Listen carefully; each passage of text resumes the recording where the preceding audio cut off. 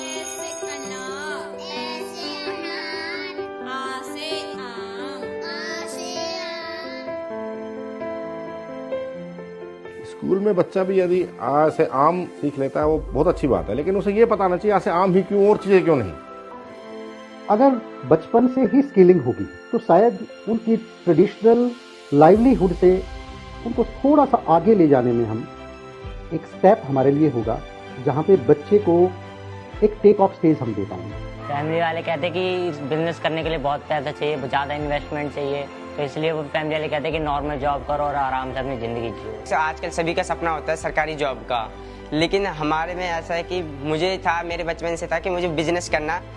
लेकिन इसमें मेन बात यह है कि आपको एंटरप्रेन्योरशिप और बिजनेस इकोसिस्टम की जानकारी होनी चाहिए। देखो, आप लोगों को आइडिया तो पता है, सबको पता है कि प्रोडक्ट बनाना है, पर ये भी तो देखना है कि प्रोडक्ट की नीड क्या है मार्केट में, क्यों चलेगा आपका प्रोडक्ट, मेन कस्टमर को चाहिए क्या वहाँ। और वो जानकारी देने के लिए, उस पूरे इकोसिस्टम को समझने के लिए हमने ये कौशल बिजनेस चैलेंज चलाया था कि 12वीं क्लास के बच्चों को ही बता दें कि एंटरप्रेन्योरशिप और बिजनेस इकोसिस्टम क्या होता है। इन सब चीज़ों को पढ़ें, इनको समझें और अपना एक बिजनेस प्रोटोटाइप मॉडल बनाएं।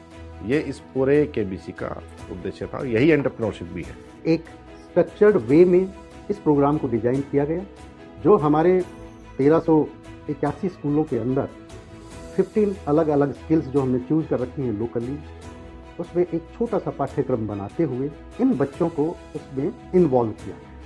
इसमें 25,000 बच्चों ने पार्टिसिपेट किया, 5-5, 4-4 बच्चों के एक टीचर। इस प्रोग्राम को हमने 3 स्टेज में स्ट्रक्चर किया था। पहला स्कूल लेवल राउंड्स थे, सेकंड डिस्ट्रिक्ट लेवल राउंड और थर्ड है स्टेट लेवल राउंड। इस 3 लेवल के बीच का जो कार्य है, जो हमारी टीम ने करा है, उनको ये कॉन्सेप्ट समझाने के लिए बड़ा इंपॉर्टेंट है। जब इनके डिस्ट्रिक्ट लेवल राउंड हुए थे तो उसकी जो जूरी हमने बनाई थी कमेटी, उसमें कम से कम एक ऑफिसर, असिस्टेंट डायरेक्टर एमएसएमई या इंडस्ट्रीज के थे।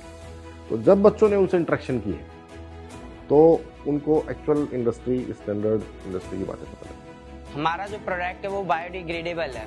इसे हमने आलू के स्टार्च से बनाया है। आलू के स्टार्च हम 1 चम्मच से 1 शीट बना लेते हैं। और आज में हमने मार्केट में पता किया था कि जो 400 मीटर शीट है वो 200 रुपये में मिलती है, तो 1 मीटर हुई 2 रुपये की।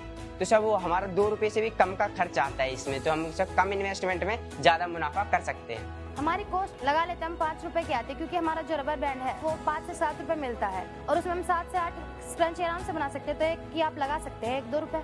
तो उस हिसाब से हमें लगा कि इसका आकर्षण बहुत ज़्यादा है, तो हमें इसकी कीमत सही रखनी चाहिए। तो हमने इसकी जो बेचने के पैसे लगाए वो 30 रुपए लगाए।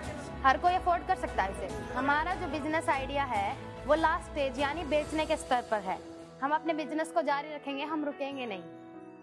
मेहनत करती है लड़की, और मैं तो ये कहता हूँ कि ये बहुत आगे बढ़े। बहुत बढ़िया है जो या छोरी अपना पाया पे खड़ी हो जा और अपना बिजनेस चलाओ।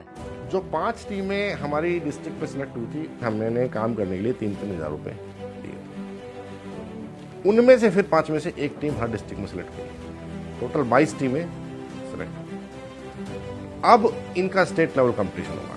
इनमें से टॉप 5 टीमों को तो 10,000 रुपये मिलेंगे और बाकी जो 17 टीमें 18 टीमें बच गई उनको हम 5-5 हज़ार रुपये शीट में मिलेंगे, वो अपना प्रोटोटाइप बना सकते हैं।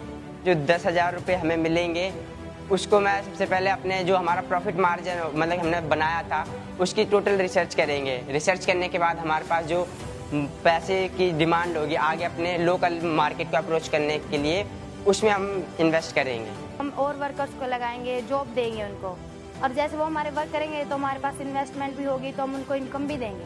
और जिनके पास जैसे हाउस वाइफ होती है, उनके पास काम नहीं होता, वो घर पे रहती है, तो हम उन्हें भी कुछ ना कुछ उनकी भी हेल्प कर सकते हैं ना, उन्हें भी अपनी टीम में इन्वॉल्व कर सकते हैं कि आप भी हमें बना के दो। हम लोगों ने जब ये केबीसी बच्चों को समझाना शुरू किया था, हमने बच्चों को बोला था कि आपको अब जॉब प्रोवाइडर बनना है। तो यही एजेंडा है केबीसी का, जॉब सीकर नहीं जॉब प्रोवाइडर। तो ये बच्चे अब जॉब प्रोवाइडर बनेंगे। वो पहले कहते थे ना कि राजा का बेटा राजा बनेगा, लेकिन नहीं, आज एक गरीब का बेटा भी राजा बनेगा।